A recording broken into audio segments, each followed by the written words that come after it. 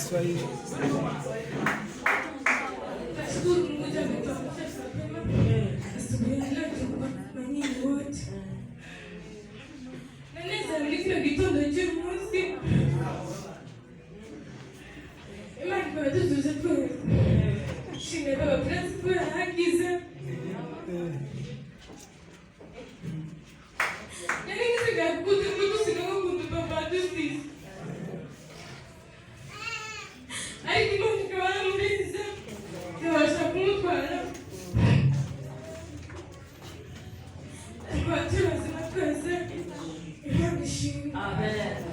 Agusubirizemo.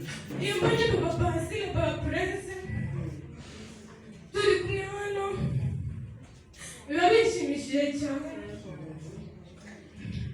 Ndatekereza igituma Imana yatwaye papa tukimukunda twese. Imana ishimwe. Iyo mbonye abazi nani imbere n'abafiki twese baba abi binejeje cyane. Gituma Imana yakunze papa cyane, imirimo akaza akorera abantu ikaba ikamutwara. Yifuza cyane Imana ikaba yaramusize basi umwanya mutoya tukaba turi kumwe nawe.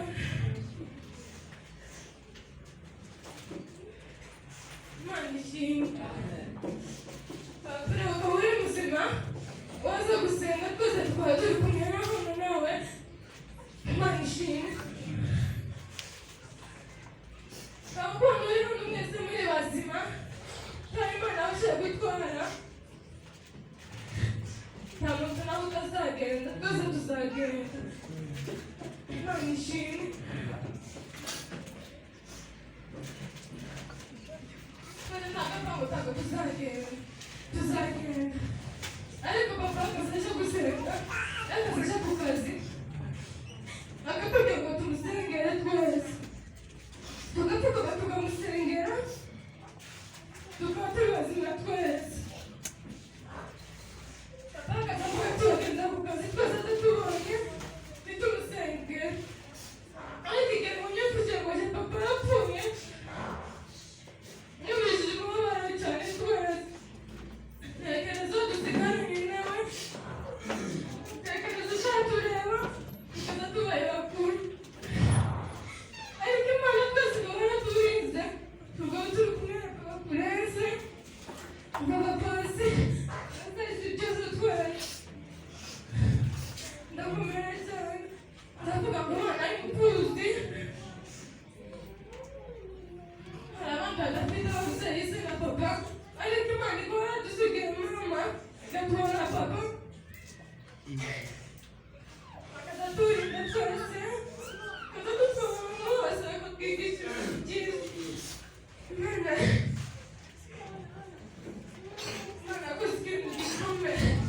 Papa Prince na papa Pasi na papa ndetse n'abatakuka tuzi n'igisimba. Imana ikabazukije amahoro twese mukaza gusenga mukamwaragiza. Imana nishimwe.